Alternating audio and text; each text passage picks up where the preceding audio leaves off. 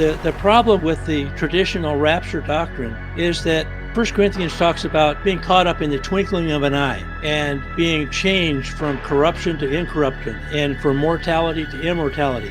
Well, that's a resurrection. Now, the problem is this. When you go to Revelation chapter 20, verse 4, the first resurrection is for those people who were beheaded for the word of God and also did not take the mark of the beast. So those two criteria are what makes people qualified for the first resurrection. It's not a general resurrection of all believers. In my theology, the rest of the Christians who believe in Jesus, but they may not be living, a sanctified life or following the Lord as they should, they're not going up in the first resurrection.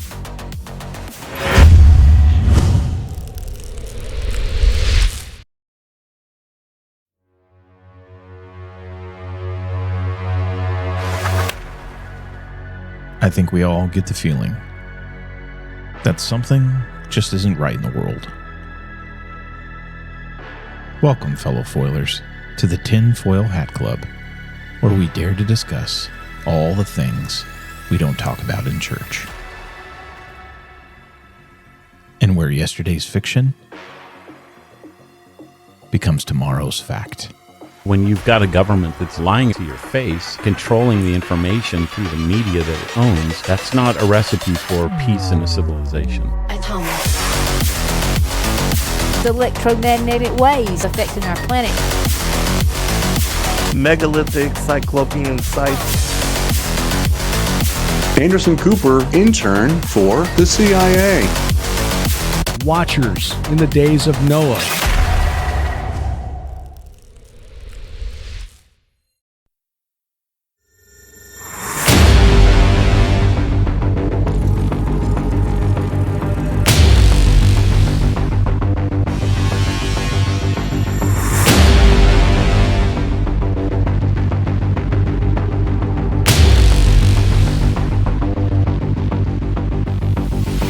Hello and welcome to the Tinfoil Hat Club. I'm Kyle. And I'm Ben. And thank you for joining us yet again. All right, this is going to be a good one today. We originally had Tom booked for April, I think, and then we decided, I pushed really to move it up. He was gracious enough to accommodate that. And so that's what we're going to have him on today, because I think this conversation today is very important based on timing. We are getting ready to go into some things that we're going to discuss today, timing wise, that I want to get out in front of, and I think it's very important for us to discuss. So before we get to that, we'll do the usual housekeeping procedures and cover that, and then we will get into the show. So if you guys are joining us live, thank you very much. You can join us on YouTube, Rumble, or our website, thetfhc.com. You can find us live on there whenever we record these. If you want to find out when we are actually going to have all of our live shows, all of our shows are recorded live. We do have a few shows that we reserve for our live, our HD Foiler only members. But if you want to find out what we have coming up live, you can actually go to our website, thetfhc.com/live stream, and you can find out there. Also, if you go over to YouTube, you can actually see on our channel what shows we have plugged in and are coming live. So a couple ways to find that and check that out. So if you want to join the chat today, go ahead. We can actually see all of your comments that you drop in Rumble or our website or in YouTube. They will funnel into the show, and we will try to actually get to some of those and incorporate them into the show. If you're listening to this down the line, then you're listening to a normal edited podcast release, and we thank you for that as well. So we kind of service two different audiences. But either way, we thank you guys very much for listening, and we appreciate it very much. When you are actually over at our website, thetfhc.com, you will have a pop-up appear. If you fill out all the information on that pop-up, that will actually get you signed up for our newsletter. So we will keep you abreast every single Monday as to everything we have going on the foil. The other thing we're going to do is we're going to invite you to our private Facebook fans group, and we are going to provide you a 20% off coupon for your first purchase in the merch store. I'm boring Ben, apparently. No. He's over here yawning and stuff. I'm sorry. I got to zap him awake. So sign up for that, and we'll keep you up to date on everything that we have going on. And then if you're interested in finding out how you can actually support the show and become a member, if you actually head over to our membership website, the tfhc.supercast.com, you can find out about our membership levels over there. We have one that starts at $5, the $7 level, and our top tier HD foiler level that is $9 a month. If you actually do an annual subscription, you will save a little bit on your monthly cost. So encourage you to do that to tfhc.supercast.com, or when you're over at our website, tfhc.com, you can click on the members tab and it will take you there. All right. So we do have a sale right now. If you want to get your hands on any of our merch, the tfhc.com/merch, and you can find out there. But we are running a special right now on some t-shirts that we actually introduced for L.A. Marzulli when he was on the show. So if you actually head over to our website, you can get one of our obfuscated tees. If you actually use code disclosure, you will get 20% off your tee over at the tfhc.com, and you can click on merch or tfhc.com/merch. So get your hands on one of our obfuscated tees today. It's a great price. All right. And without further ado, if you guys would be so kind, if you would like to follow us on Facebook, Twitter, all the other normal places that we have, like, follow, subscribe, and share, that would be much appreciated. All right. Without further ado, we will bring our guest in. Today, joining us is actually Tom Noss. So Tom was one of our first guests on the show that we did when we actually went to video. Yep. I believe he might have been number 2. We had Derek Gilbert first, and then we actually had Tom right after Derek. And we had got into a discussion last year when we had him on about the upcoming 70th Jubilee. And here we are. We're literally weeks, I guess a couple weeks away from arriving at the 70th Jubilee. And since we've had that time, we've watched a world that's gotten crazier by the day. So we definitely want to have a conversation with him today. If you want to find out more about Tom, you can actually head over to his website, standinfaith.org. So standinfaith.org, and you can find all about Tom and what Tom has got going on over there. So Tom, thanks for joining us, man. It's great to have you back. Thanks for having me. Absolutely.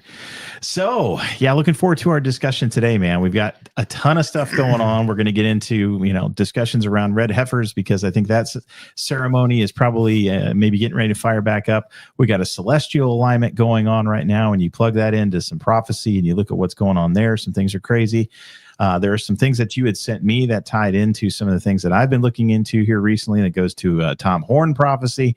We've got the last Pope and St. Malachy, 70th Jubilee, and all kinds of stuff. So when you look at what we have going on, Tom, different than our conversation last year, how have things progressed in your mind? Have you seen anything since we talked last year that now gives you pause as we get ready to go into this 70th Jubilee here in just a couple weeks? Well, I'm just really excited that we are here now at the time when the 70th year of Jubilee is about to start. According just to the mathematical calculation of 49-year cycles times 70 from the year that Israel went into the land in 1406 BC, you multiply it out and it comes out to 2025. So, I'm not setting dates, but just using arithmetic, it's we're here, and it's exciting. And you look around the world situation and you see all this stuff going on, and you say, well, this might be the year when things pop off. So it's exciting. Yeah, we've got a ton of things going on, so we're going to dive into some of those now. But as you guys talked about, and for those of you who may be watching, you're picking this up for the first time, and you're like, "What's a Jubilee? That doesn't make any sense. How do you get the math on that?" A Jubilee in cycle is actually 49 years. The 49th and the 50th year, I do believe, are celebrated at the same time. So when you do the math on that, and you extrapolate that out from the time that they entered the land, the promised land, till now, we are at the 70th Jubilee from that particular timeline. So what does that mean? Well, we're not sure what that means, but we know from the last time around when we talked to Tom, and we know that when we look through our Bible, God has certain numbers that he's a fan of. 7 is one of the numbers. 40 is one of the numbers. 70 is one of those numbers. So here we are. We're arriving in a very distinct time in history. And it's just kind of interesting as we look around. And again, anything we talk about today is just mere speculation. We can kind of just say, hey, these things look really weird. We're going to speculate a little bit today. what things could potentially be going on, because we don't have a crystal ball. We're not prophets. We don't know. But we are going to talk about these things today because there are seemingly a whole lot of things lining up that are very, very strange. Now, when I kind of felt the urge to push this up, because I too have kind of been digging into some of the revelation things here recently. And I know Justin over in the chat over here in the Prometheus Lens podcast, he's actually going to be covering some of this on his show too, he says, and specifically Wormwood, which is one of the things that we're going to touch upon today. When you look at some of the things that you had sent me, you sent me a link to a video that was actually all about the celestial alignment that we have going on right now. Go ahead. Can you talk about that a little bit when you kind of watch that and what some of the things that you picked out of that? Are you talking about the Zadok calendar or another? Yeah, I think it was one of the links that you had sent when the guy had talked about, basically he'd done a video on all the celestial alignment and kind of plugging things into the Jubilee cycle and all that. Right. I tell you the truth, it's been a month or so ago, and I don't remember the details, but I think it was his wife that had a vision about the same time, and it was pointing to April of 2025 or something like that. And then one of you two guys, your wife had a vision about April 25, and then you thought it was the 25th of April, but it turned out to be probably 2025 instead of the 25th day of the month. So that's about all I can remember off the top of my head. What was do you remember the details of his wife's prophecy? Do you remember what it was specifically? No, I can't remember off the top of my head. I'll have to go dig into that. I didn't catch that part. But this guy, the video that I was watching actually was a guy who basically had taken the alignment, the planetary alignment that's going on right now, and was looking at how all of that lined up for the different houses, for like the 12 tribes and the Lion of Judah and so on and so forth. Yeah, it's coming back to me a little bit when you talked about it. He had a dream or a couple of dreams about the celestial alignment in one of the planets in Pisces, and a certain alignment, and he saw it in this dream, and then he saw it on Stellarium to where it was coming up this next month. So I don't remember the details exactly which planet, but it was in the Pisces, and there was one or two planets, and it all lined up a certain way, and it won't line up like that again for a long time. And, it just kind of all worked out. Yeah. Now, we've talked about this on the show before, but again, if you're watching for the first time, just to clarify, and again, we're not saying that these things are going to happen. I'm just throwing it out there. My wife had a dream. She will not call it prophecy. She will never do that. I'm not either. I'm just going to say she had a dream that has always stuck with her. And the dream was that there was a nuclear attack that actually occurs in the stars in the sky was written April 25. She always thought that meant April 25th.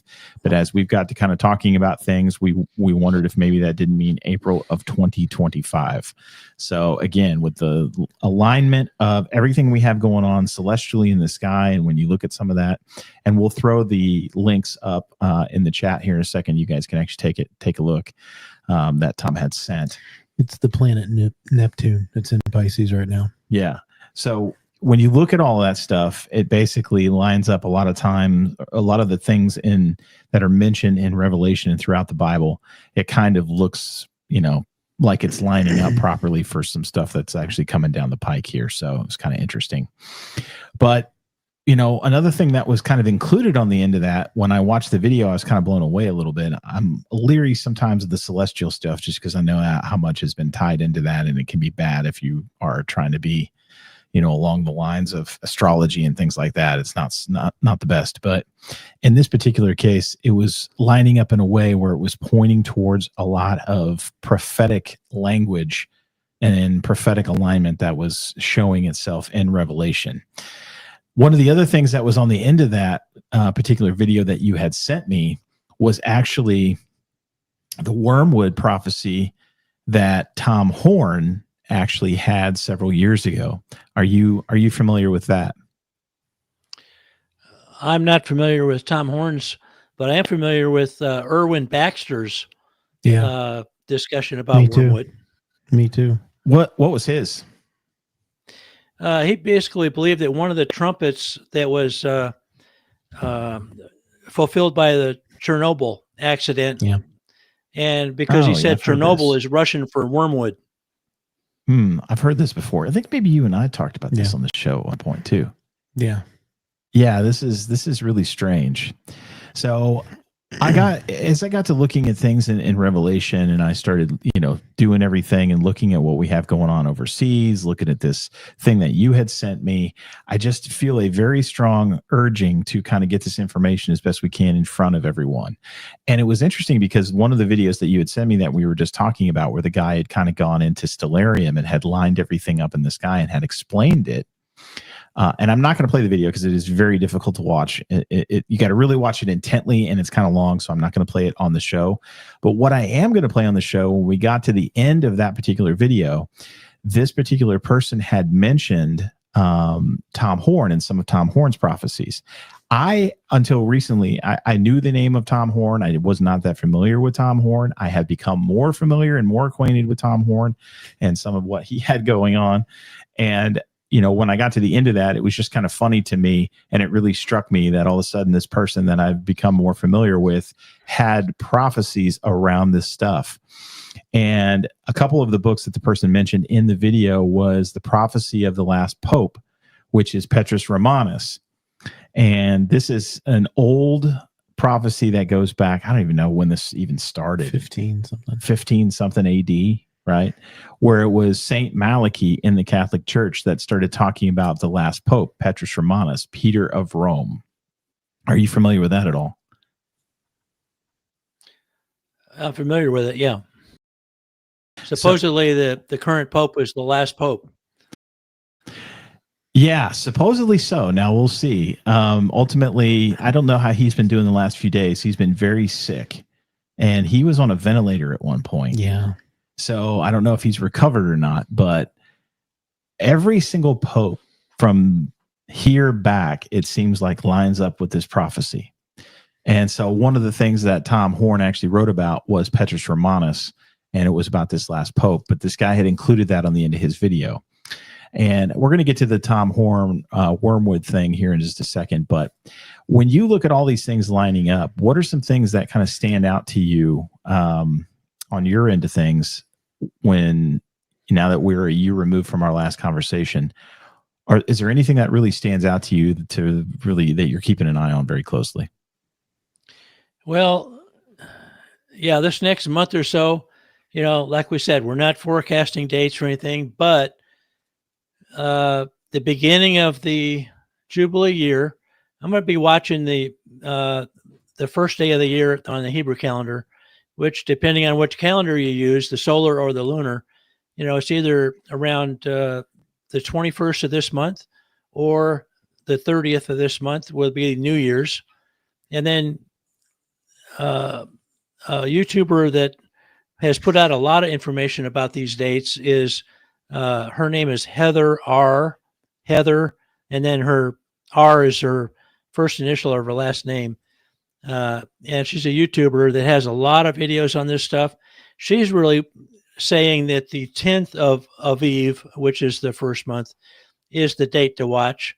And I don't know, but she has a lot of, she's a pre-tribber for one thing. So I kind of lose credibility a little bit there, but she has a lot of, we will forgive her. She has a lot of, it's okay. We will forgive her. Yeah. I forgive her. We'll forgive her. It's okay. Yeah. But she's interesting to listen to, and she has a lot of information that she puts out. So I'm going to be watching the 10th also. And then you've got the Passover coming up. So all these dates are times to watch. Yeah. And I don't know what's going to happen on the Jubilee, but I really believe that the 70th Jubilee year is auspicious, and there's something is probably going to happen, but I don't know what it is. Yeah.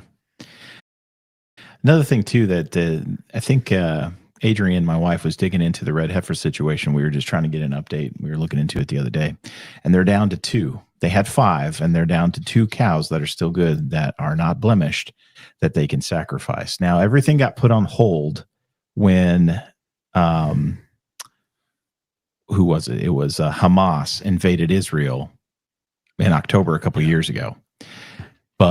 And they flat out said that these heifers were one of the reasons that they actually did that. I mean, we've got the news articles. It was mainstream news. So if you go look it up and you think I'm crazy, go look it up.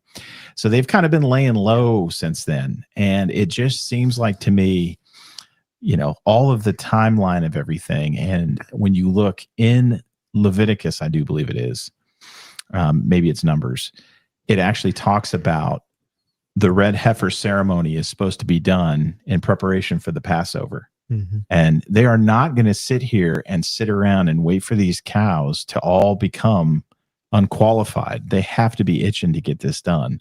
So that's something else that, I think that may be on the horizon. What's your take on that? Yeah, I'm not looking for a third temple, and on, whether or not the Jews have the red heifer and the sacrifices and all that, we'll see.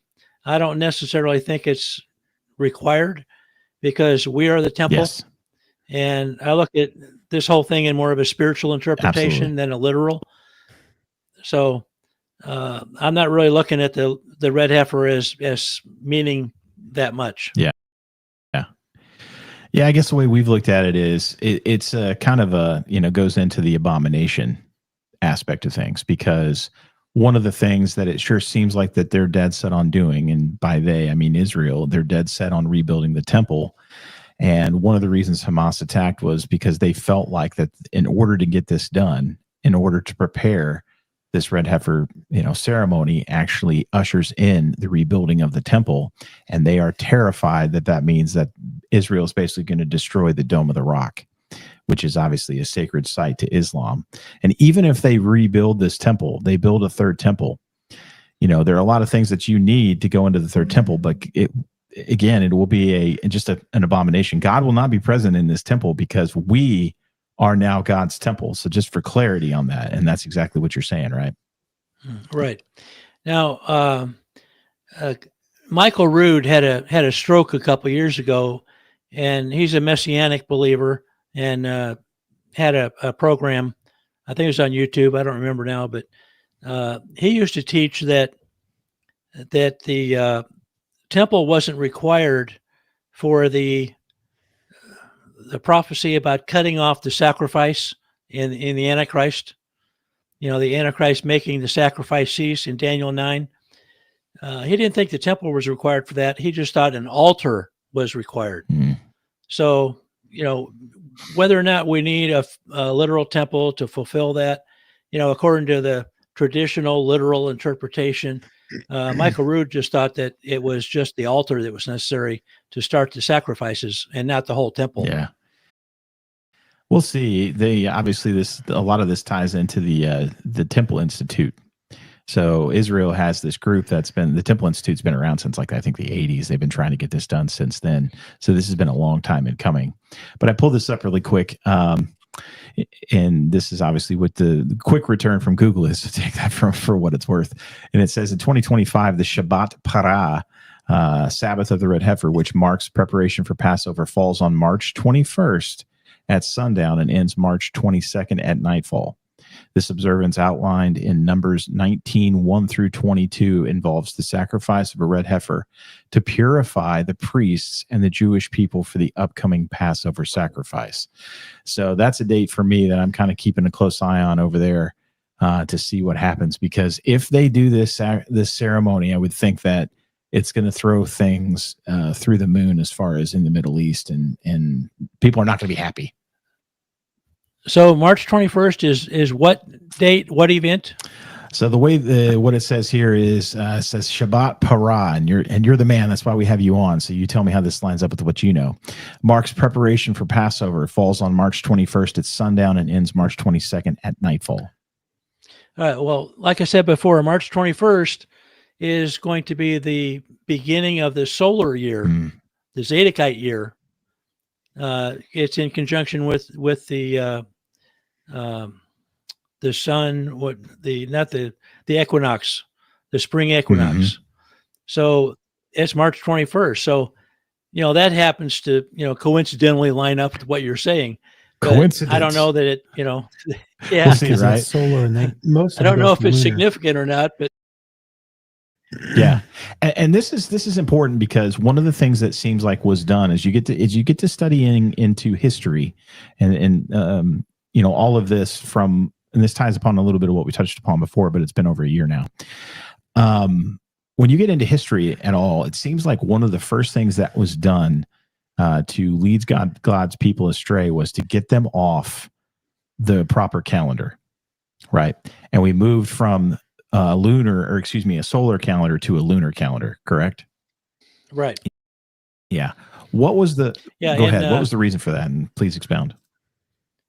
Well, historically, people are familiar with the celebration of Hanukkah, and that's a celebration of the rededication of the temple in around 164 BC, with Antiochus Epiphanes destroyed, or I should say, desecrated the temple with sacrificing a pig and all that. He also changed the calendar at that time from the solar calendar to the lunar calendar, so that today, from then on, so for over 2,000 years, the Jews have been using a mixed solar lunar calendar, and the priesthood, the last son of Aaron that was supposed to be the high priest, and the Levitical sons that were authorized as priests, the last high priest in that line was during that time in 164 BC, give or take a year or two. I don't remember exactly the date, but it was like a 3-year period. And from then on, the high priesthood went to the highest bidder. And the Hellenistic leaders of Israel, the Greeks, they would basically take a bribe for whoever wanted to be the high priest. And from then on, that's the way it was. So, they lost their way as far as following the Torah in who could be the high priest and the priesthood itself. And that's why the Essenes and the Zadokites moved out of Jerusalem and went out to Qumran, is because they considered that whole system to be corrupt from that point on. And they called them the sons of darkness that were going to be judged. And that's the environment that Jesus entered into, 164 years later, he was born. So about 190 years later, when he was 30 years old, and it was corrupted. Yeah, this is something that, and you were on the conversation, which was fantastic to have you on, that we got into a little bit with Brian Godawa last week, because this is all around the Maccabean War period, and that's what kind of kicked this all off. So now as we move forward, I think one of the things that I found is there's a belief that none of these things could be lining up the way that people think they can be lining up, because we got the calendar all off and now it should be like way far off. But ultimately, that's not really the case, because it seems like everything kind of levels off. The whole concept is however you fulfill a year, right? Whether we do 365 days now, or they did 364 days, and then they also had an extra Sabbath every once in a while. Is that kind of how it worked? Yeah, they had a correction process in the current Jewish way of doing it. They go for so many years, and then they'll add another month in there to correct for for getting off the cycle. And this Zadokite solar calendar does a similar thing, but what they do is they use the spring equinox every year to reset the calendar. And depending on what day of the week the spring equinox happens, the next Wednesday is the first of the year. So that resets everything based upon the solar equinox. So you can't get off by more than a few days, and then it resets every year. Yeah. And that the key thing about that, and there's a difference between the Zadokite solar calendar and the I think they call it the Essene solar calendar, and the difference is that I believe this is right. The Essene solar calendar starts the year on the spring equinox. And if that happens to be a Friday, then the problem with that calendar is your 7-day cycle is messed up, because then the first day of the week would be a Friday instead of a Sunday. So what they do is they start the Zadokite calendar corrects for that by starting it on a Wednesday, and that's just the way they do it. So it corrects for that 7-day, keeping the Sabbath cycle the same so that it doesn't get off. So that if you're working, if you're off on Saturday and Sunday every week, and then the following year comes up and the spring equinox changes what day of the week the weekend is, it screws everything up. So the Zadokite one keeps it all the same and it keeps the cycle going without an interruption. Yeah, this is a good segue into something else that I wanted to talk with you about today, which is the term Zadokite and who exactly that group was and their importance on everything. So if you could explain what that term means, who those folks are, and just some of that for everybody. Okay. The sons of Zadok in the Old Testament were the priests that were faithful to David. I should say the priest of Zadok was faithful to David, King David. And the sons of Zadok were promised by God that they would have the priesthood forever and ever. And they were blessed by God as the Jewish priests. They were most faithful. So the last one of them served up until Antiochus Epiphanes in the Maccabean period, and then from then on they sold it to the highest bidder. So the Zadokite priesthood actually moved out and went to Qumran, where they existed for a while before the 70 AD. The Romans came and killed everybody. Yeah. Now, one of the things inside of that too is just for a little clarity for everybody, just to kind of tie this together. Zadok was a Levite. They were all Levite priests because the house of Levi through Moses, right? And the tribe of Levi, I should say, through Moses, and then Aaron was the one that was put in charge of the priesthood. This line had continued all the way down to this point. So it was the Levites that were in charge until the time frame that we're talking about.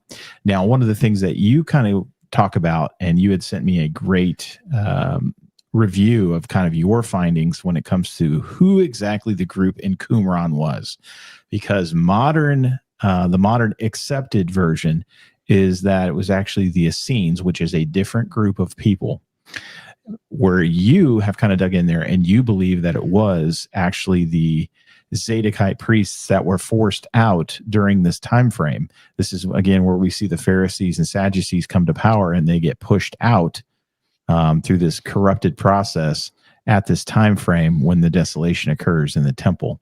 So explain some of your findings on that, if you would, for us, just to kind of set that up and why you believe it's this group instead of the Essenes. Yeah. I'm not real up on the difference between Zadokite and Essene. I know there's a lot of controversy about that. But I do believe that whatever you call those people in Qumran, they were the people who left Jerusalem in rebellion against the corruption, and they wrote all of the Dead Sea Scrolls, and including there's one called the War of the Sons of Light versus the Sons of Darkness, the War Scrolls, and all these types of things where they believed that they were the sons of light, and the people in Jerusalem, the Pharisees, were the sons of darkness. And so that's kind of where I'm at as far as the calling them the Zadokites. I don't know what the difference between them and Essenes are, or if they're the same group. I don't know. I just know that they were in rebellion against the people in Jerusalem, and they considered themselves to be the righteous line of priests and not the ones in Jerusalem. Do you think John the Baptist was part of this group and I was operated getting out of Ben, go ahead and ask. No, you already did. Sorry, man. He's waiting. He's sitting over here waiting. I think I asked that question. He's waiting for his ninja moment, and I stole it from him. I think I asked that question last week with Brian. Yeah, what's your thoughts? And about John the Yep. Baptist and all that, and whether they were affected by the Essenes. Mhm. And he kind of didn't answer the question. Well, I guess he answered it, but he doesn't know, and I don't He either. hadn't really dug into it too much. It's interesting. It is. It's the only thing, and I haven't dug into it a ton either. The only thing that I found, there is a lot of early Roman, like Josephus and a couple other people, I forget who, and I could be often even on that. But when I dug into it a little bit, it seemed to be that there was another community that was about 20 miles south of there called En-Gedi. And according to a lot of the early literature from the early time frame that all this would have taken place after 70 AD, was that the Essene community, which actually seemingly was even more extreme in their belief system and their way of life, they had set up shop in En-Gedi, which was 20 miles down the western coast, versus Qumran, where we have found in the northwest portion of the Dead Sea all of these writings. And I think one of the things about this that's so important is these writings, and the time frame for the finding of these writings is so critically important for us today. I think it is a huge component that comes to the remnant actually awakening to a lot of things coming on. Yeah, I don't know about the I pronounce it En-Gedi, but I actually participated in a Feast of Tabernacles there back in 2015, and it's basically an oasis on the shore of the Dead Sea, Mm-hmm. and it's a kind of a nice oasis kind of place with palm trees and creeks and streams coming through and all that. So it's like a little vacation spot in the desert, because going to and from that place, it's all dry desert. But the Qumran, like you say, it's about 20 miles away. I'm skeptical about the En-Gedi settlement, because if you go to Qumran, there is all kinds of archaeological evidence for that community, where you have all their storehouses, all of their mikvahs, their big 10-foot square hole in the ground where they fill with water and take a bath, to purify themselves. And a lot of those kinds of things that take a lot of work to make those things, but they're still there. And I don't see any of that in En-Gedi or En-Gedi, any evidence of that kind of stuff. So I'd be skeptical about that. Yeah. Did you get to go to Qumran when you were over there? Oh yeah. I spent a day there. Yeah. What was your take on that? It'd be a hard life. Yes, indeed. It's desert, and it's dry, a lot of work, just surviving in that environment. So yeah, it takes a lot of dedication to be out there. Yeah. When you were over in that area, where else did you go? Was this the trip that you actually went with Heifer and a couple other people? They were on the trip as well. No, I was on a trip with my wife on this one. Okay. The one with Heifer was 3 years later. Okay. Where'd you guys go on that one? Oh, well, we went, we started, let me think. We started in Jerusalem, I think. We met in Tel Aviv, and then we went up to Jerusalem, and we went to Bethel, and we went up to Mount Hermon. Okay. And Caesarea Philippi. That was kind of a high point, seeing the gates of hell, Mm-hmm. The big cave and all that with the idolatry, and hearing Heifer and Derek talking about those things. It was interesting. Yeah. And we went to Beth Chian, which is a town, and one of the rabbis there gave us a tour of his synagogue and talk to us. But yeah, it's an interesting trip. Mm-hmm. Yeah, I mean, ultimately, all this stuff you've got to take a trip that I've always wanted to take, but I haven't been able to, and we'll see if the time allows me to do that. It's not looking good. But when we talk about all that, and we seemingly get into this with every guest, I know we got into this with you before. What are your take? Well, what is your take on prophetic timeline? If you had to guess, shoot from the hip, when do you think things are going to go down? Well, all right. I'm really amazed that we don't know exactly what year Jesus was crucified. And I would like to know that, because then I'd add 2,000 years to it and say, well, that's a good chance that he'll be coming back in that time frame. Now, there's no guarantee of that, but it'd be interesting to know. So if he's crucified somewhere between 28 and 33 AD, that's kind of the time frame that most people think it would have been. Michael Rood was 28 AD, and other people are 30 AD, 33 AD. Different ones have different opinions, but nobody really knows. And I haven't seen any evidence, any archaeological or really good scholarly evidence for what year it was. I've looked on Stellarium hoping that I could find some kind of star alignment and figure out, well, that's really an auspicious alignment on 30 AD, then that must have been when it was. But I haven't found that either. So we just don't know. But if I add 2,000 years to any one of those, that 5-year period, then that would be from 28 to 33, 2028 to 2033. So then you get into, well, is it a 7-year Daniel 70th week, or is it a 3.5-year tribulation? Because we might not know when the 70th week starts with the covenant with many. That might be a secret covenant. We don't know.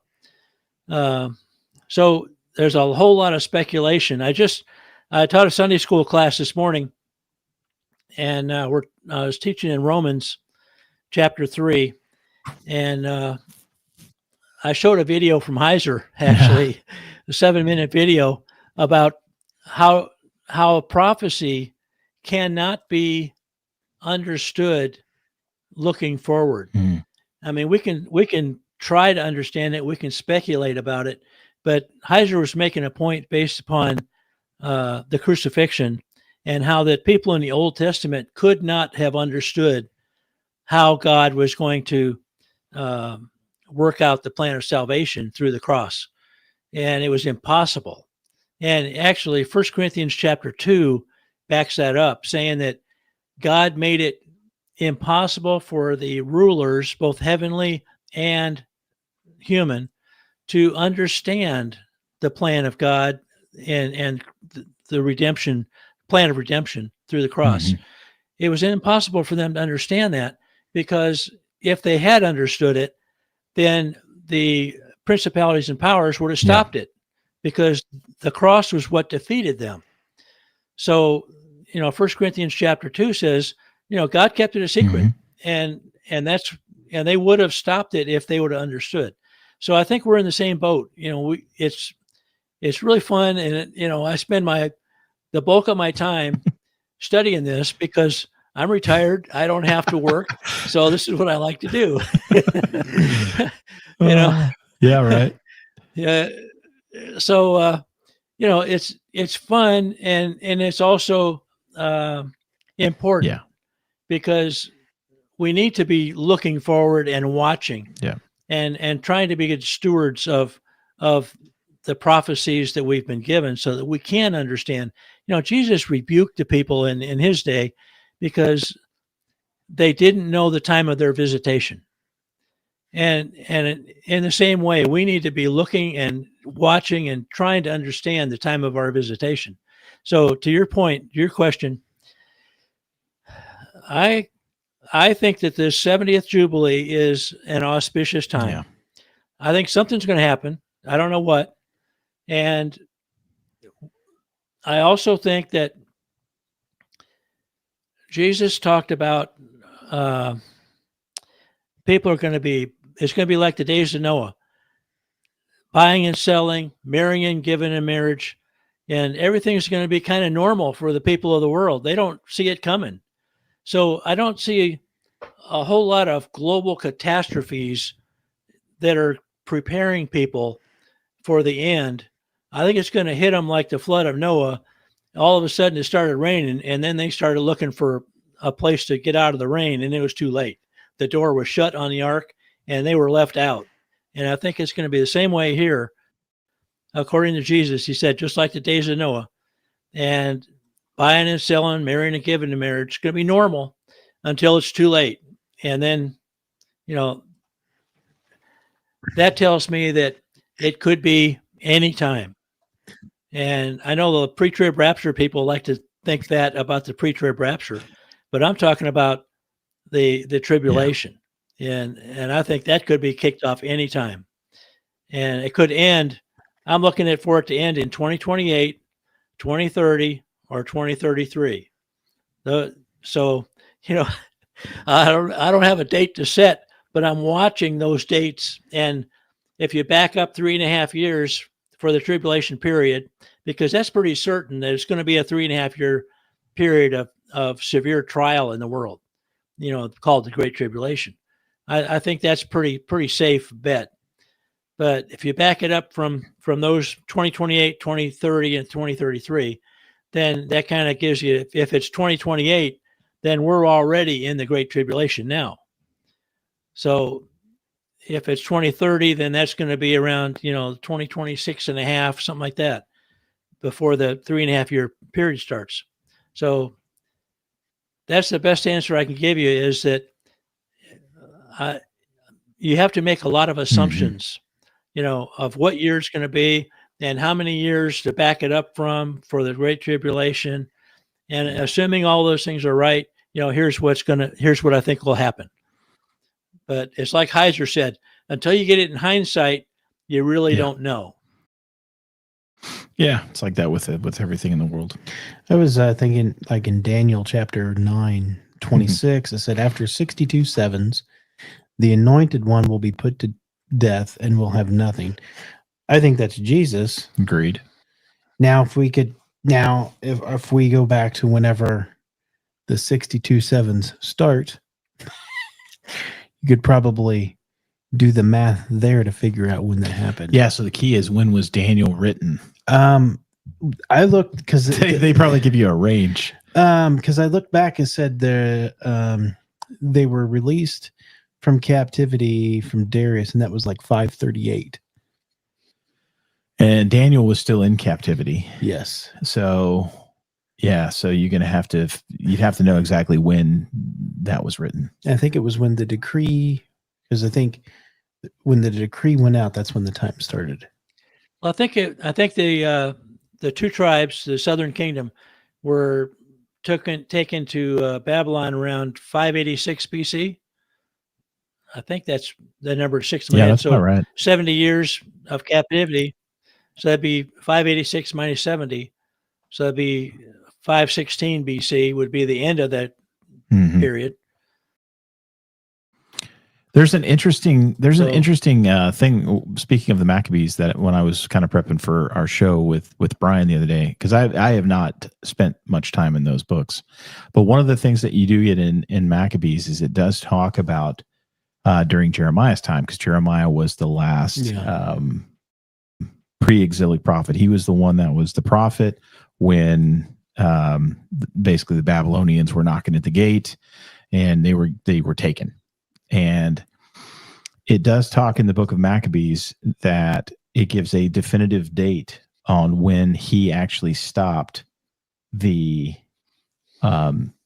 sacrifices in the temple, the daily sacrifices, because it talks about how he had all of the temple furniture hidden. Yeah. So he took the temple furniture, and it even talks about where he hid it at. He actually took it over to, I believe, Mount Nebo. And according to the book of Maccabees, it was hidden in Mount Nebo. Now, where it went after that is anybody's guess. That's kind of the last thing that we hear, even outside of the Bible, of where all of the ark and all of the furniture and everything in the temple actually went to. But it never talks in the Bible about the Babylonians getting all that stuff. It talks about them taking spoils, but it doesn't talk specifically about a lot of the furniture, the sacred furniture in the temple. And that's an interesting statement, because one of the things that it does talk about, and we get into Daniel 12, is it talks about some time frames on from when the daily sacrifice is stopped. And so I'm just going to read Daniel 12 because it's not that long, and I want to get your take, Tom, on what this means to you and discuss some of this. So this is Daniel 12, and I'll actually, you know what? I'll throw it up on the screen too so everybody else can see it as well. So we're going to start right in verse 1 in Daniel 12. So let me get this pulled up here, and we should be able to see that now. So, at that time shall arise Michael, the great prince, who has charge of your people, and there shall be a time of trouble such as never been since there was a nation till that time. But at that time your people shall be delivered, everyone whose name shall be found written in the book. And many of those who sleep in the dust of the earth shall awake, some to everlasting life and some to shame and everlasting contempt. Now I'm going to pause here, because one of the things that we can clearly see through this is we can see, to me anyway, that we're definitely talking about what we see in Revelation. We're talking about end times at this particular point. Is that kind of your take as well, Tom? Yep. You as well? Is that it, Ben? Yes. Yeah. Same thing for you. All right. So I'll continue on. And those who are wise shall shine like the brightness of the sky above, and those who turn many to righteousness like the stars forever and ever. But you, Daniel, shut up the words and seal the book until the time of the end. Many shall run to and fro, and knowledge shall increase. Now, one of the things that I learned from Ben next to me was, I always thought, and I think a lot of us think, that typically that means technological knowledge will increase. But I think it's actually speaking of the remnant. And I know that you kind of have always felt that way, right, Ben? Yeah. So what's your take on that, Tom? Do you feel like that's talking of remnant or right. tech? Well, it could be both. Everything in the Bible is typically layered. Then I, Daniel, looked, and behold, two others stood, one on this bank of the stream and one on that bank of the stream. And someone said to the man clothed in linen, who was above the waters of the stream, how long shall it be till the end of these wonders?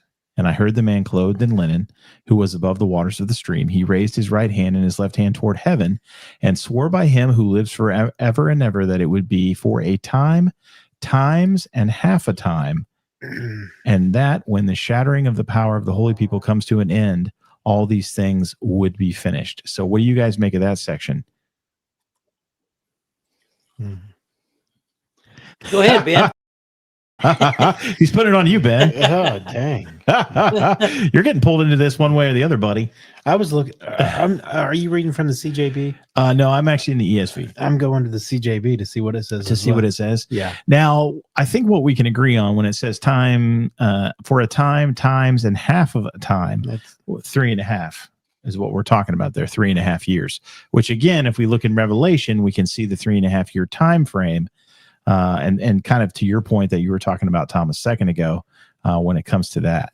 So I'll let you pull it up, but while you're pulling it up, I'll keep going here. So the power of the holy people comes to an end. All these things would be finished. I heard, but I did not understand. Then I said, "O my Lord, what shall be the outcome of these things?" He said, "Go your way, Daniel, for the words are shut up and sealed until the time of the end. Many shall purify themselves and make themselves white to be be refined, but the wicked shall act wickedly, and none of the wicked shall understand. But those who are wise shall understand." Now, I just want to say that to me, when I read that part specifically, it is saying to us that if those of us who have the heart to dig in here and try to understand God's word, things will be revealed. He will use them to reveal things and actually be able to present that to people. Now, you've got the CJB pulled up. What's your take on that? You got something different? It just said time and times and a half. Yeah.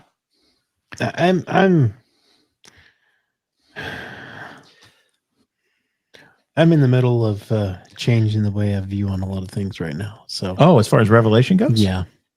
Are you getting in more of the preterist? Yeah. Are you? Yeah. Oh, interesting. Okay, that's Yeah. fun. He's joining Brian. Brian will be happy.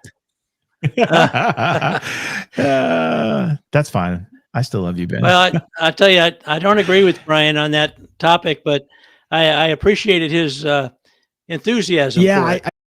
I don't You know, either. He's, And again, when we have guests on it, I don't interject. I let them talk, and that's fine. I'll share my opinion here, just on here. When I read that, I think in a lot of the things that we see in the Bible, I think it's very layered. I think it's actually, and when I go, the more I learn about God, the more I learn about Christ, it's always multi-layered. It's oftentimes talking about two things at the same time. However, for me, when I read a lot of what's happening in Matthew, because we're talking about Matthew 24 here is really what we're talking about. When I read that, there seems to be a shift that does occur over to end times, end of the game discussion points. I think that's very hard to not say that that's what's being discussed. Just like here, I mean, to me, it seems like whatever we're talking about here in Daniel is very much talking about end times. I guess to me, is there really a quote unquote rapture, or is it just the end, if that makes sense? That's where I'm at. Well, to me, and this is one of the questions I had written down, and I'll ask Tom this question first.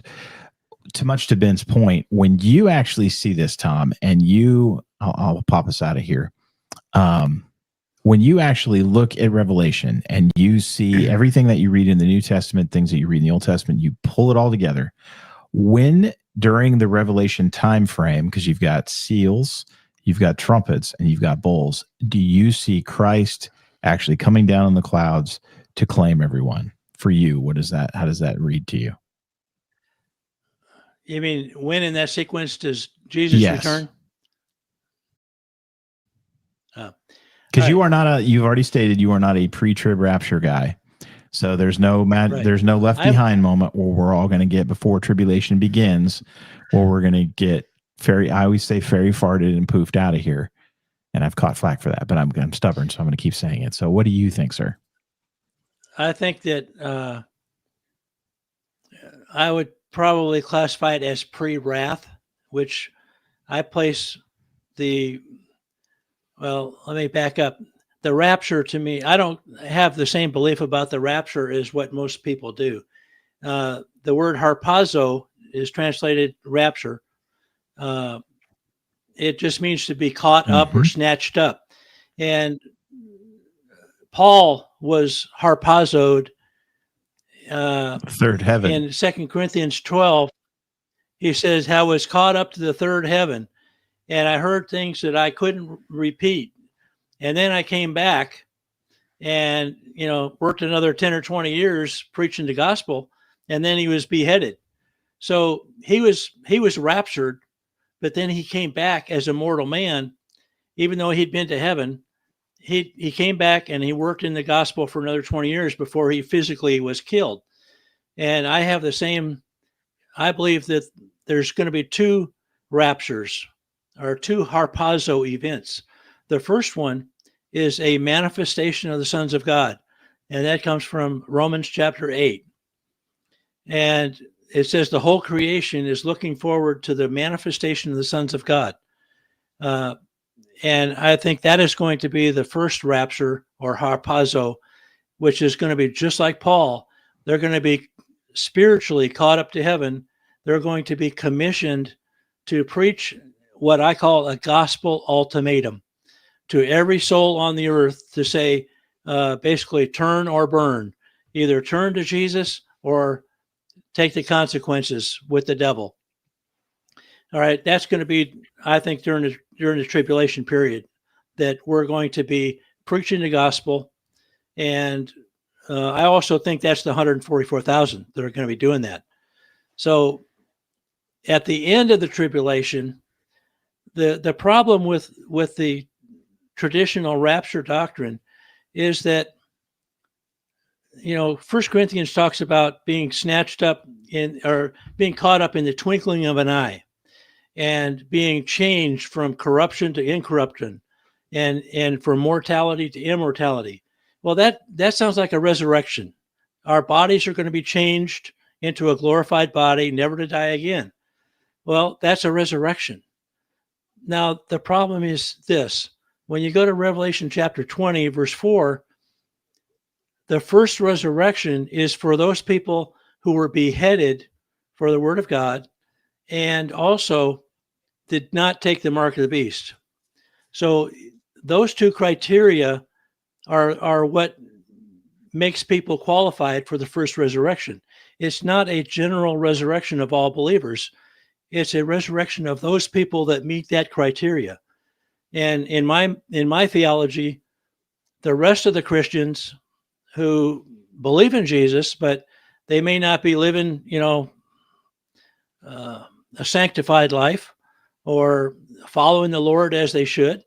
And I think that they will be judged and rewarded for their works as a Christian, but they're not going up in the first resurrection, because that's going to be for the overcomers. And if you look at the letters to the churches in Revelation, the chapter 2 and 3, the overcomers are the ones that are promised these things. The generic pew warmer Christian may be saved, but by the skin of their teeth. And let's go back to Daniel chapter 12. I believe it's there that talks about, well, I wanted to go back there anyway, because I got a couple things to say. Ben didn't finish his thing, and I didn't get my turn yet.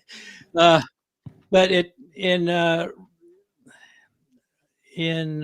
Revelation, Daniel 12. I pulled it up here on the screen. It talks about. Many all right. Go ahead. Whatever I'll go to wherever you're talking. One star, or some are going to be raised to glory, and some are going to be raised to an inglorious future. I forget the words it uses, but you're talking about the resurrection. Some will be good, and some won't be good. Yeah, and many of those who sleep in the dust awake to some to everlasting life, and some to to shame and everlasting contempt. And contempt. Yeah. Now, most people would probably think that relates to unbelievers that have shame and everlasting contempt. Well, I'm not sure about that. Maybe it's believers that have shame and contempt for the fact that they didn't really follow the Lord during this life. And, they made it into heaven by the skin of their teeth. But, all right, so I want to talk about a couple things in Daniel 12. First of all, the two angels that are above the river. All right.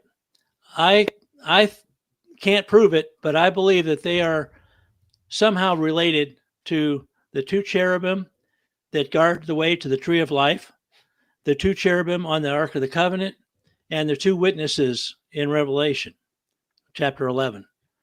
I think there's a pattern there of two beings that guard the way into the life. Now, that's just a side note. This isn't really critical to that chapter 12, but then there's another thing where it talks about time, times, and half a time. I brought up my Greek interpretation of the words, and the words for time is moed. So we're talking about the Feast of Israel, the Moedim, Passover, Pentecost, Tabernacles, out of Leviticus chapter 23. And the time, times, and half a time are three of those Jewish festivals, is what he's talking about. So time, times, and half a time could be 3.5 years, or 3.5 revolutions of the cycle of Moedim. Moedim is plural for moed. Moed is a appointed time of the Lord from Leviticus 23. So that is significant in that we're talking about the Moedim being the markers that God is using in this end time sequence. So in my theology, the Moedim that are going to be used is 3.5 years, starting with a Passover, and then 6 months later is Tabernacles, and the Day of Atonement and Tabernacles in the Fall Feast. So if you go 3 years from the first Passover, is when I think the abomination of desolation by the Antichrist will happen on a Passover, which will be, depending on whose calendar you use. I'm doing a Passover Seder on April 12th. That's when we were this year. doing ours. Yeah. And the solar calendar would be, you know, a few days earlier than that. So if Donald Trump or King Charles or George Soros or one of these other Antichrist candidates comes out and does something spectacular that constitutes an abomination of desolation, you know, proclaiming himself God, then that would start the clock ticking for the 3.5 year tribulation. So I'll be watching for that during these next few weeks for the Passover on both calendars. And then 3.5 years from then would be 3 times around the calendar, three times that the earth would go around the sun. And then 6 months later after that would be a half, which would end on Day of Atonement. And that is going to be the second coming on this Day of Atonement. Yeah. I've always thought it would be in the fall when he would return. Yeah. That's the spring ones were fulfilled in Jesus's first coming. The fall feasts are going to be fulfilled in his second coming. I think a lot of people agree on that. Yep. Because they announce a new king on trumpets. Had at the last trump, which is October. Yeah, and also that's when October. Trumpets is September. Well, October. on the solar calendar, it's basically the fall equinox. What equinox and solstice? I always get them mixed up. It's a summer solstice and a fall equinox. Yeah. So the fall equinox is the beginning of this, the 7th month, and that would be Yom Teruah, the Day of Trumpets. Now, a lot of people believe that's also going to be the Resurrection Day or the Rapture Day. So we'll be watching then too. And then 10 days later is Yom Kippur, the Day of Atonement. And that's what most people believe is the day of the coming of Jesus and the Judgment Day, the Day of the Lord. 5 days after that is Tabernacles for a week. That's going to be symbolic of the millennium and God dwelling or tabernacling with man. Mm-hmm. Now, the Jubilee is interesting in that it is announced on the Day of Atonement, but then what we're thinking is it was announced on the last Day of Atonement in 2024 in October. And then the first of the year, which is coming up here in 2 weeks, that is the beginning of the year of Jubilee, when all inheritances are restored. Now, when you talk about what does that mean, I believe it means our spiritual inheritance is restored, which could be this first rapture that I was telling you about, where these people are caught up to heaven, the 144,000, and then come back to preach the gospel ultimatum. And this whole sequence is what I laid out and dramatized in my book trilogy. Yeah, this is a good time to segue into that for our little bit of time that we have left together. So do explain to the audience about that. Yeah, I did a trilogy, a fiction trilogy, based upon my eschatology, my theology of the end time. The first book is from now up until the beginning of the tribulation. And Satan is cast down. Satan is cast down back in Daniel, where you were talking about the power of the holy people being shattered. I believe that the thing that brings Satan down and enables Revelation 12, the great red dragon, to be cast down from heaven, it says they overcame him by the blood of the Lamb, the word of their testimony, and they loved not their life to the death. So in other words, it's the martyrs of the Christian martyrs, as well as probably the Jewish saints that were martyred. You know, like Isaiah was sawed in half, and Abel and other faithful to people God in the Old Testament, I would include.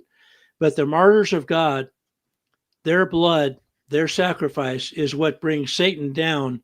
And to explain why, I wrote another book. Let me see here. I wrote this book to explain all of that, but it's too much for a podcast to go into. So anyway, the martyrdom of the saints is what brings Satan down eventually. And it enables in Daniel 7:26, I think it is, talks about the court shall sit and his dominion will be taken away and given to the people of the saints of the Most High. That is what I believe happens when Satan is cast down. The saints come into their power, and this very well could happen during this year of Jubilee. So we'll see, because Jubilee is when we get our inheritance restored. Now, back in the Old Testament, it's when all the people could go back to their tribal inheritance of land, and even if it had been sold or whatever, they'd get it back. They could go back and move in and take ownership again. But in the New Covenant spiritual sense, I look at my inheritance as the spiritual inheritance that I had with God before I was born. I believe in pre-existence. So, that's what I'm looking for, is the spiritual inheritance, the glorious inheritance, where in Daniel 12, it talks about star differs from star in glory. And some will be have everlasting glory, and some to contempt. We saw that part. So that's what I'm looking for in Jubilees, but we'll see. Yeah, for sure, man. I mean, we're going to find out here. Keep your eyes peeled, everybody, because it's coming up. The time's coming up soon. But I did pull these up, and I wanted to throw them up on the screen for everybody here. So let's see if I can actually do that.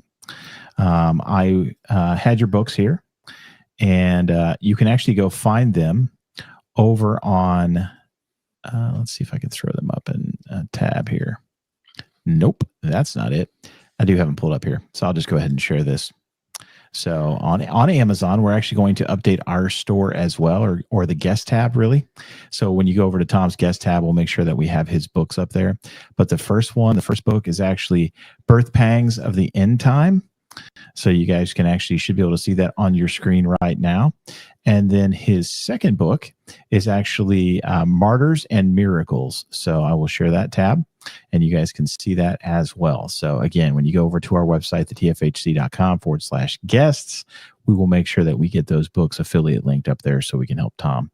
But I would definitely encourage you to check those out. I'm sure that they're going to be a little bit closer representation of reality than what you're probably going to get in Left Behind. Although Left Behind is entertaining. It is entertaining. My wife does like to read them, but as far as the eschatology, I think that's maybe not quite right. Yeah, and the third book will be coming out by the end of the month. Oh, very cool. Cool. Yeah, you'll have to let us know when you get that out, man. We'll make sure we get it up as well. Yeah. This one here, Martyrs and Miracles, talks about the Great Tribulation. In the picture there, you see Katie. She's the protagonist in the series, and she is one of the 444,000 that got raptured up and came back to preach the gospel ultimatum.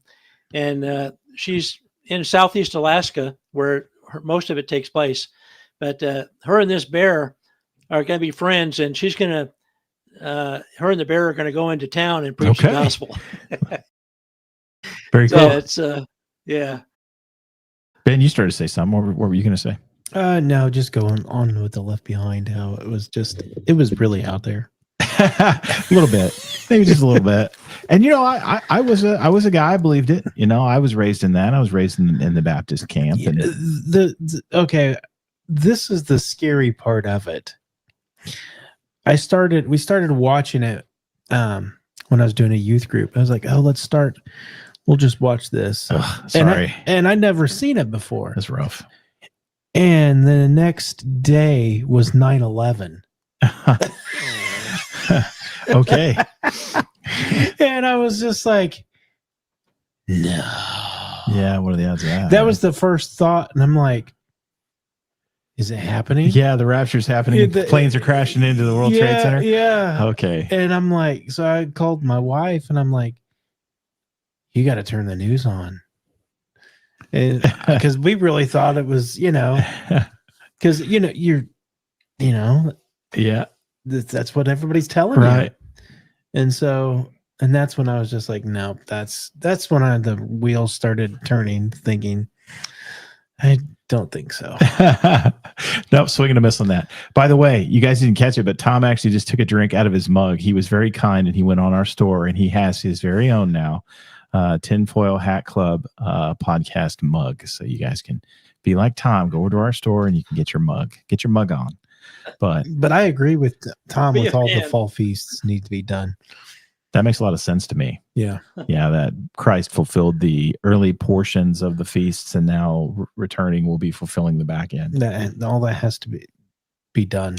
Gentlemen. And the thing is, he fulfilled the spring feast on the day of those spring feasts. So he's going to do the same thing in the fall feast. It's just how we get there, I don't know. We'll find out, won't we? Yeah. We're going to find out. And I think we're going to find out really soon. And I was thinking about, since these are 50-year cycles. There you go. What? That's for There you go. Thanks. What was, I was just thinking, what was 1975 like with the Jubilee? What was going on then? Why do you... News-wise. 40 years? Yeah, 50 years ago. Well, okay. Yeah, but okay. Yeah, that makes sense. I mean, what was the fall of Saigon was in 75. Vietnam, the communists took over. That's the only thing I can think of that was newsworthy in that year. Why are you going there for? It's just a thought. But why? Like what? Cyclical things. Okay. Just on those particular years. Yeah. The 49, 50 points. Yeah. I got you. Yeah. Wow. It's crazy to think that that's been that long ago. So is there any questions in the chat that we need to talk about? So everybody's been kind of just absorbing over here, I think. Let's see. Yes. So I did not see her comment, but my wife actually made a comment. Did Tom drink out of a TFHC mug there? Yes, he did. Yeah. So I did not see that until just now, babe, but yes, he did. So yeah, she does all the artwork for the show. She's amazing. I don't think so. The only, everybody's been pretty much just taking it in. We've been covering a lot of ground. There is one other thing that I do feel very compelled to cover. And I know this is kind of a little bit of a rewind to earlier in the show, but maybe we'll watch this together. And I do have it queued up here, and I just want to get everybody's take. But before we get here, that'll determine whether or not I play it or not. When do you think that we are still going to be here as believers in Christ when we start getting into the trumpet judgments and things like that, the wormwoods and all that stuff? Do you think we're still going to be here, Tom? You do? I believe we're going to be here up until just before the end of the tribulation. Okay. And that's when I believe the first resurrection will happen. Then God will pour out the 7 bowls of wrath on the people left behind. Yeah, because it's always referred to the bowls are always referred to as wrath. And I know it says clearly that we are not appointed unto wrath. And so you can tie the two together. But okay, now that we've established that, one of the things that you had sent me that just ran shivers up my spine when I watched this, because when I look at this, and I want to kind of dive into this together for the last little bit of time, this is actually Tom Horne's prophecy that he had about Wormwood, which would be trumpet number 3. So let's just watch this together, and we'll kind of do as we did with Daniel and kind of comment here. So I've got it queued up. Let me go ahead and bring this up here. I'm going to pause and let me get this, share the screen again. And we will do this. Okay. Hi, I'm Thomas Horne, and approximately 45 years ago now, I came home one day from work, stayed up that night in prayer, and then went to sleep. The very next thing I knew, I was standing in front of a very brilliant light. Somehow I knew that I was standing in front of God. I also knew that he had shown me some things, and that at one point even a scroll had unfolded, and I had watched vivid images. I wake up and I write them down. An example that most of the world knows about now was in 2010, when I saw dark clouds rising over the Vatican, and woke up and wrote down that Pope Benedict XVI was going to retire in April of 2012. Started talking about it publicly. In fact, came on Sid Roth's It's Supernatural and talked about it in 2011. Made that prediction. 2012 came and went, and at first it did not appear that Benedict had resigned. But then, as the world knows now, in February of 2013, the Vatican made an announcement. Pope Benedict XVI has resigned. He has retired. And that same day, the Vatican's media outlet, the El Observatore Romano, gave an interview with the New York Times journalist in which they admitted that Pope Benedict had actually, officially, secretly resigned his position at the Vatican in March of 2012, and then in April of 2012, it became official with the Curia, the Roman government, and they accepted his resignation. And now, of course, my phone was ringing off the hook. Everybody, everywhere, wanted to know who my insider at the Vatican was, right? Who had been feeding me this information. And I laughingly, of course, today say that if I told them that it was the Holy Spirit, that would really confuse them. Approximately 1 year ago, this experience that I've had all through my adult life happened again. And I was actually on the top of a mountain somewhere, and I was surrounded by thousands and thousands of people. And everybody was in a panic. Everybody was screaming and running and looking back over their shoulders, including me. And that part of the vision for me was the most frightening and the most real, because so far as my mind was concerned at the time, it was actually happening. And I remember turning and looking back over my shoulder, and I could see this giant burning mountain that was coming through the atmosphere, breaking apart as it raced towards the surface of the earth. And as we were all running, all of a sudden, this stone fell into the Pacific Ocean. It knocked all of us off of our feet. The whole planet felt to me like it was shaking, vibrating so roughly that we could not stand up. And I heard this horrible cracking sound, as if literally the mantle of the earth was breaking apart. And again, I looked back over my right shoulder and I saw this giant tsunami, a massive wall of water that was coming up over the top of this mountain. And I knew that we were all getting ready to perish. And just then, as if two large hands came down underneath my arms and lifted me up into the air, so that now I was looking down on the planet. And it was horrible, it was terrifying, as this water was rushing over the top of all of these desperate people who were screaming and crying and praying. And I watched something that only later did I understand was actually the science of, I'm not a scientist, so I only could write down what I saw and then later verify this is exactly what scientists say would happen.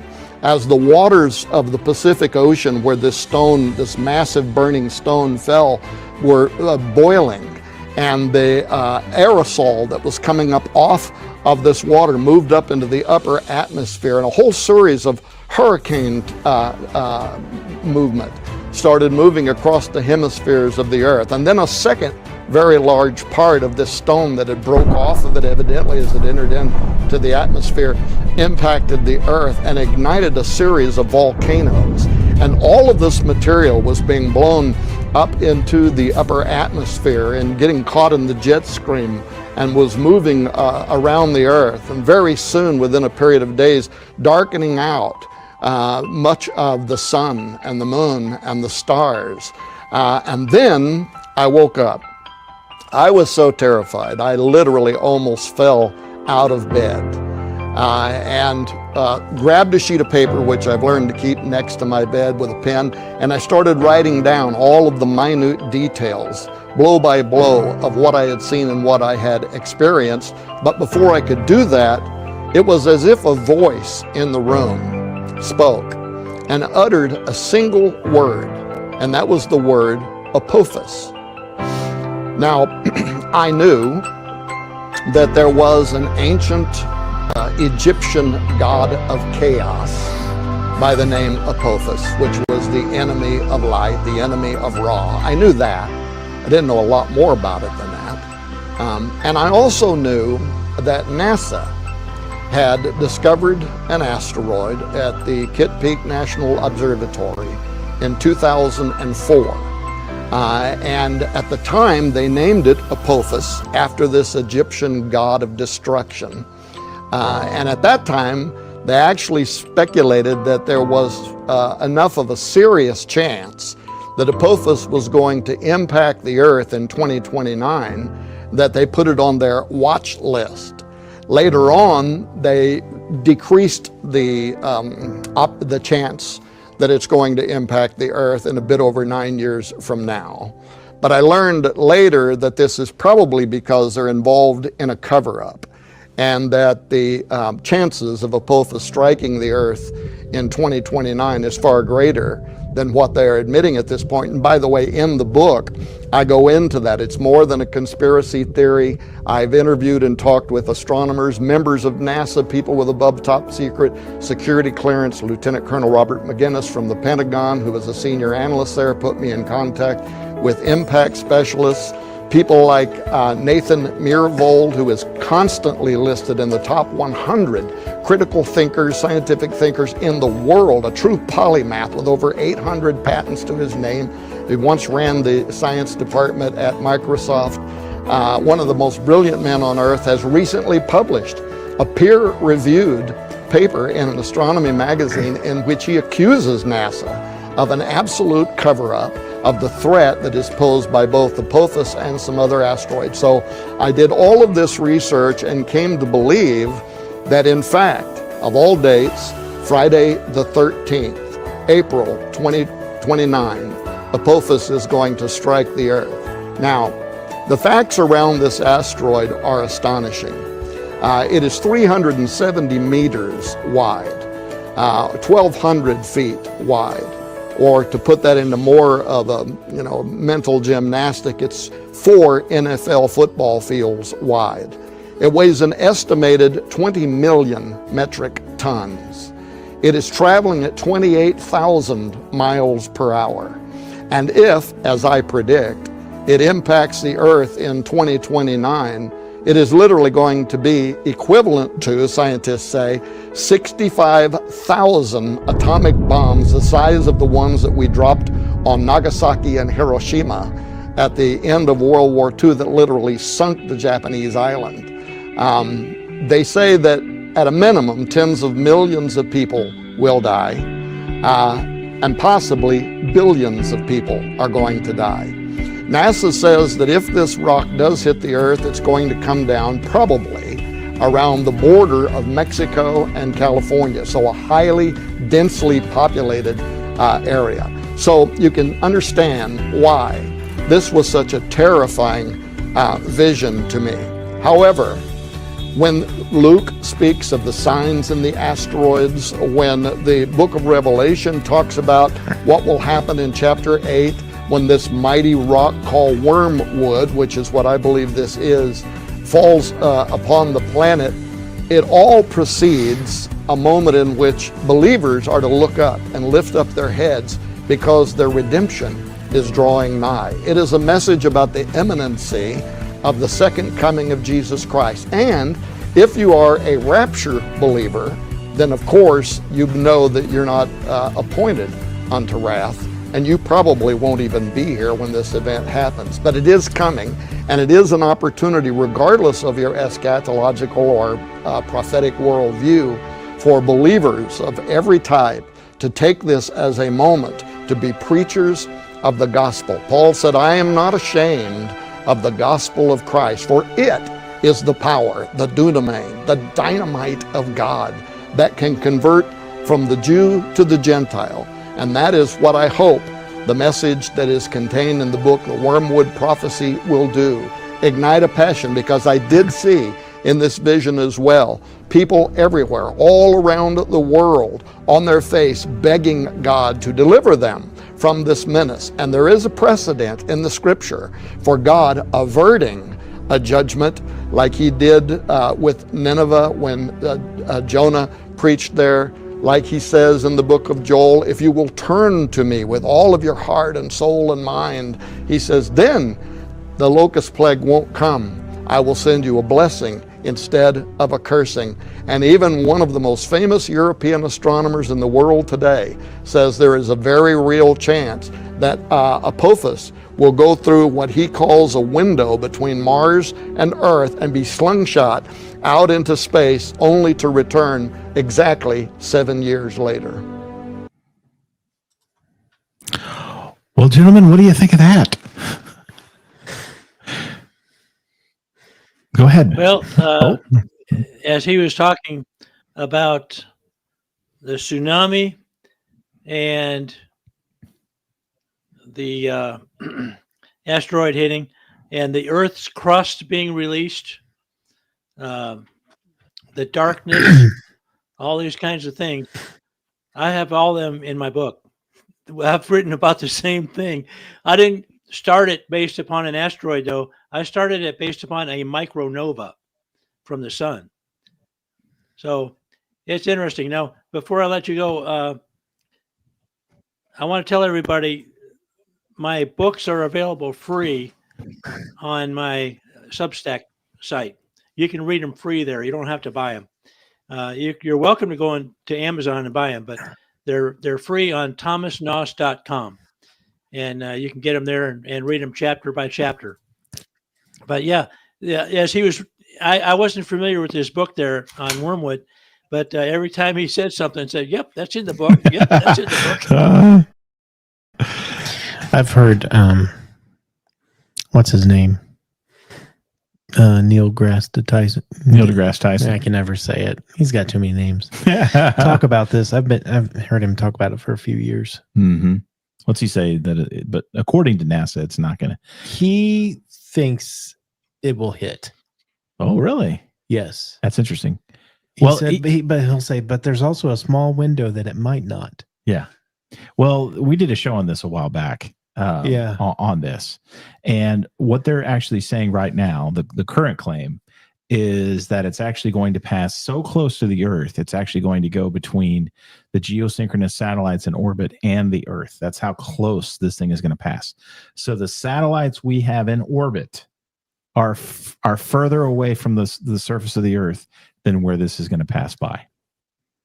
Now, when I was digging into everything, I am going to share what I believe we just watched, and I've been digging into everything. And when I saw that, it was right on the heels. And where I got there was actually on what you had sent me of the gentleman that had put together the astrological stuff using Stellarium. And then at the end, he referenced the 3 books. There was actually a 3rd book called Zeitgeist 2025, I do believe, which was also Tom Horne. And again, I was not that familiar with Tom Horne only until very recently, just because of some things that are going on. But the interesting thing was, and I'm going to bring up Revelation, and we're going to look at the 7 trumpets, because here's what I believe Tom actually saw in his vision, as best I can tell. So again, I will bring up the Bible here, and we will finish off with this today, just to share. So let me pull this back up. And again, Revelation 8, and we're actually going to start in verse 6, where it talks about the 7 trumpet judgments. Now, remember, we've already had 7 seals. Now we're getting into the 7 trumpets. And we read here, now the 7 angels who had the 7 trumpets prepared to blow them. The first angel blew his trumpet, and there followed hail, fire mixed with blood, and these were thrown upon the earth. And a third of the earth was burned up, and a third of the trees were burned up, and all the green grass was burned up. Now, as far as that goes, I can't tell you. I don't know what that looks like or how that's going to happen. But it's the next trumpet, the next 3 trumpets, actually, that I think that Tom actually witnessed in his vision, potentially. The second angel blew his trumpet, and something like a giant mountain burning with fire was thrown into the sea, and a third of the sea became blood. A third of the living creatures in the sea died, and a third of the ships were destroyed. And which he talks about in the vision that we just watched. That's where the impact is. And actually, when you look at the projected impact, if it does hit Earth, it's actually going to be right off the coast of California, where California and Mexico come together, right down by San Diego, kind of in that area. And again, a great mountain burning with fire. That's exactly what it's going to look like when it's coming into the atmosphere, right? It's going to be on fire, and it's thrown into the sea. And of course, it's going to kill a lot of things in the sea because of the impact, right?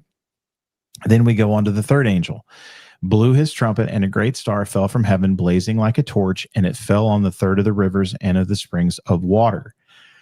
The name of the star is Wormwood. A third of the waters became wormwood, and many people died from the water. Now, wormwood means bitterness, bitter tasting extract, right? Plant.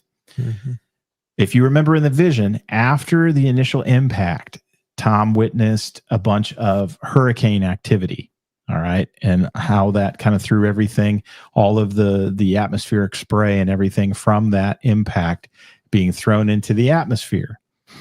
I think one of the verses that instantly popped in my mind when we actually saw that is in Luke 21, verse 25. And we can see that here, the coming of the Son of Man. And there will be signs in the sun and moon and stars, and on earth, distress of nations in perplexity because of the roaring of the sea and the waves, people fainting with fear and foreboding of what is coming on the world. The powers of heaven will be shaken, and they will see the Son of Man coming in a cloud with the power and great glory. So I believe that verse, that was the first thing popped in my head, tied into that. We're going to keep going on here because there's still yet more. Oh, the other thing too, when the impact happens, okay, and we get this wormwood, which is the impact that he saw a second impact. He said it seemed like a piece maybe had broken off, and then this one made impact on land. And a bunch of volcanic activity was kicked up because of it. What I believe Tom actually saw there was this volcanic activity. And I looked it up. I instantly looked it up and I said, okay, what happens when volcanic ash, because you're going to have all this spray get thrown up again in the atmosphere and it comes down in the waterways. What happens to the water when volcanic ash is introduced into the water? And I have that here. So I'm going to share this tab. And you guys should be able to see it now. And I looked it up. Ash will usually make the water taste unpleasant, sour, metallic, or bitter tasting before it represents a health risk. So once you get the amount of ash that we're talking about, it will throw the pH off so far that it can be very deadly. So I just wanted to share that as well. And then the fourth angel blew his trumpet, and a third of the sun was struck, a third of the moon, and a third of the stars, so that a third of their light might be darkened, and a third of the day may be kept from shining, and likewise a third of the night. One of the other things that I think he saw in his vision, he talked about how all the volcanic ash, again, being thrown up into the atmosphere, blotted out the sun and the moon and the stars, right? So I think what Tom may have actually seen in his vision was actually the second, third, and fourth trumpets of Revelation. That's just my take. So think what you will. But I wanted to share that. It impacted me, bad word, choice of words, impacted me deeply when I saw that. And I got there actually because of what you had sent me, Tom, along with the guy. He had referenced that book. And so I started looking into it and I found that video and I wanted to share that today. So thanks, man. You're the one that got me there. Yeah, you're welcome. Long story short, I think what we all agree on, at least the three of us here, obviously Tom Horne, who has passed away, unfortunately, was more of a pre-tribulation rapture thinker, but he was also open to maybe not, I do believe. I don't want to say for sure, but possibly. at the end of the day, we're not saying these things are going to happen. We're saying that it's just something that we need to watch for. But it sure seems like there's a whole slew of things lining up that are not looking good from the prophetic side of some of the things going down. And ultimately, the most important thing, if you're listening to this show today and you're watching this, get right with Christ. Give your life to Jesus Christ and accept him as your Savior, because it's not going to get better, guys. It is going to get worse, and judgment is knocking on the door for us. So there you go. Tom, any last final words, man? Anything you want to share? No, I've enjoyed it. It's been fun, and I hope everybody enjoyed what we had to talk about. For sure. And if you guys have any questions out there, you're not quite sure where your faith is at, you're not quite sure what it means to turn your life over to Christ, hey, please reach out to us, the dudes at the tfhc.com. We'd love to talk with you. I get on the phone myself. Ben, I know he'd be willing to do it too, man. We'll definitely talk to you about what that means. So if you guys have any questions, you can always hit us up that way, or however you want to reach out to us. So with that, we will bid you adieu until next time on The Foil. Take care, all. Bye. Atomic.